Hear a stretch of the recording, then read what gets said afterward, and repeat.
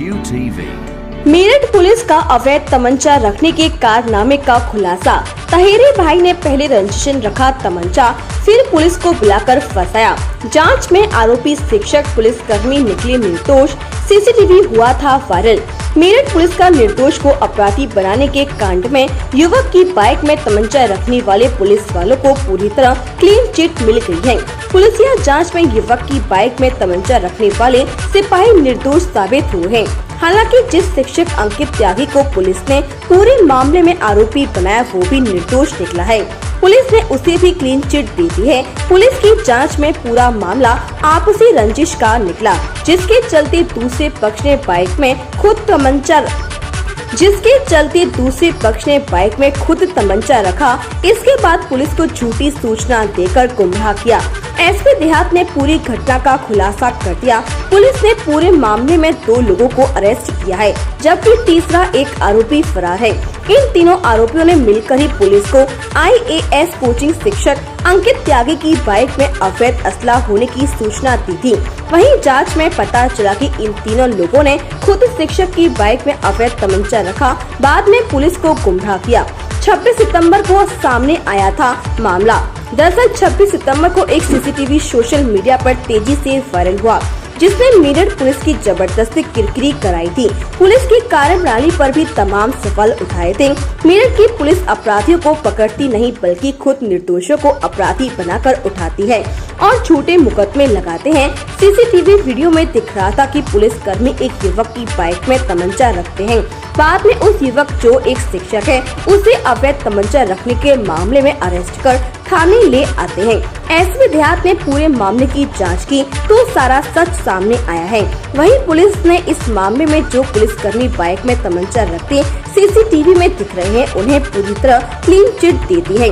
आरोपी बनाए गए शिक्षक को भी क्लीन चिट दी गई है। ये थाना खरखौदा में दिनांक 26/9/2023 को पुलिस को एक सूचना मिली थी कि वहाँ के खंदावली ग्राम का रहने वाला रोहित त्यागी के गाड़ी में एक तमंचा रखा हुआ है। इस सूचना पर पुलिस रोहित त्यागी के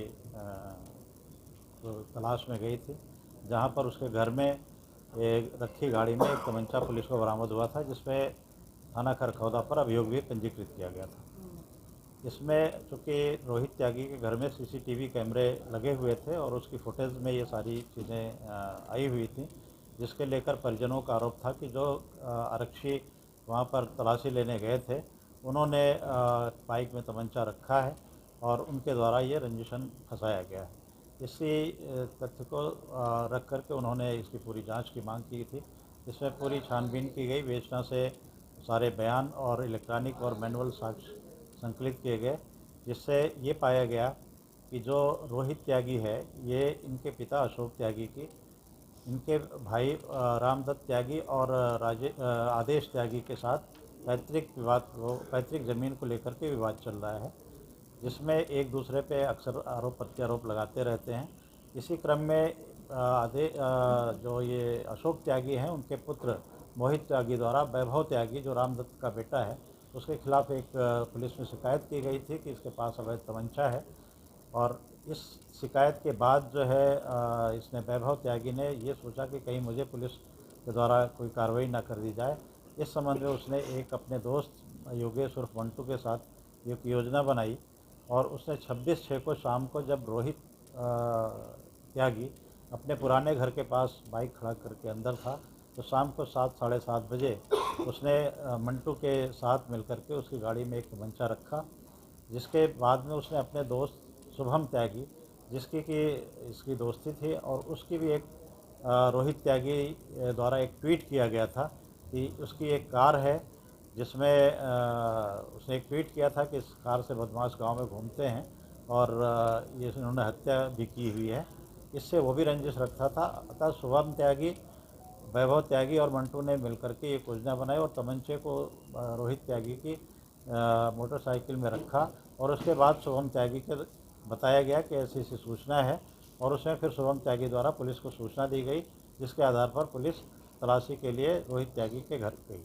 अभी सारे साक्ष्यों से ये आया है, पूछताछ से प्रकाश में आया है कि जो रोहित त्यागी के बाइक में तमंचा था वो वैभव त्यागी के साथ वैभव त्यागी ने रखा था, जिसकी जानकारी इनको मंटू त्यागी और शुभम त्यागी को भी थी। इन दोनों इस घटना में शामिल रहे हैं। इन दोनों से पूछताछ में इसने घटना को स्वीकार किया है और इसके हमारे पास इलेक्ट्रॉनिक साक्ष्य भी पर्याप्त रूप से मौजूद हैं।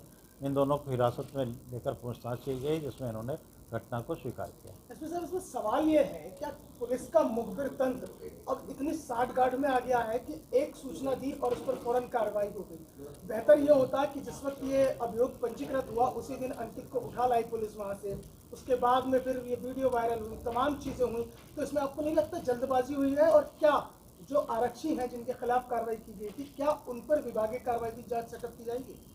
अभी इसमें चूँकि जांच पहले से प्रचलित है और ये पाया गया है कि जो आरोप लगाए गए थे रोहित के घर वालों के द्वारा कि तमंचा सिपाहियों के द्वारा रखा गया, पूरी वीडियो फुटेज के अवलोकन से और जो तथ्य आए हैं विवेचना से, उसमें ये पाया गया कि पुलिस के द्वारा नहीं बल्कि रोहित वैभव त्यागी के द्वारा इस तमंचे को रखा गया था।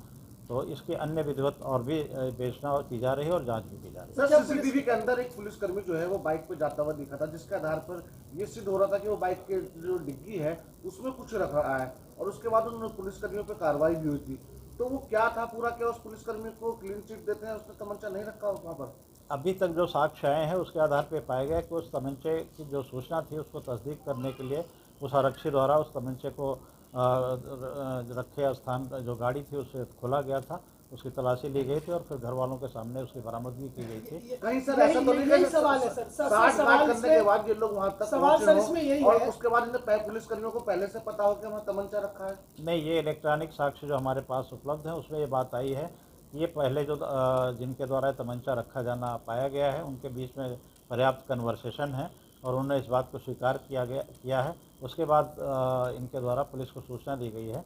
इससे प्रथम दृष्टया पाया गया कि जो तमंचा है, जो जैसा इन्होंने स्वीकार किया है, रोहित त्यागी के बाइक में उसके घर के सामने जब बाइक खड़ी थी पहले से रख करके फिर उसको पुलिस को सूचना दी गई। नहीं सर, सवाल इसमें यही है कि जो प्रेस नोट की 4 लाइन है उसी में से सवाल निकल कर आ रहा है कि अगर सूचना थी उनके पास, वो कांस्टेबल अंदर जाते हैं, पहले देखते हैं, उसके बाद में परिवार को सूचना देते हैं। आप किसी के घर में एंटर कर गए, आपने परिवार को सूचना नहीं दी, आप पहले बाइक जाके जांच कर रहे हैं, आप बैग देख रहे हैं, उसके बाद आप परिवार को साथ ले रहे हैं, तो यहाँ कोई विरोधाभास नहीं है सर? नहीं, इसमें जब ये सूचना मिली थी क्योंकि रोहित त्यागी के पास तमंचा होने की सूचना मिली थी कि उसकी बाइक में है, तो रोहित त्यागी के बारे में पूछताछ की गई घर वालों से और फिर ये आश्वस्त होने के लिए पुलिस द्वारा उसको देखा गया और जब तमंचा था तो उनके घर वालों को बुलाकर उस चीज़ को बरामदगी की गई। बाकी अभी इसमें एक जांच प्रचलित है, तो आगे जो भी तथ्य आएंगे उसके आधार पर। क्या पुलिस की आड़ में मुखबिर तंत्र मजे तो नहीं ले रहे हैं?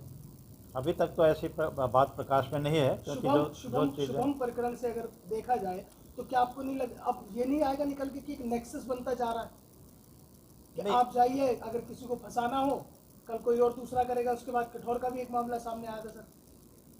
अभी तो जो भी कार्रवाई हो रही है वो तथ्य और साक्ष्यों के और हमारे जो इलेक्ट्रॉनिक एविडेंस है उनके आधार पर की जा रही है। बाकी जो तथ्य आएंगे उसके आधार पर आगे सर, इन सबका आपस में रिलेशन क्या है?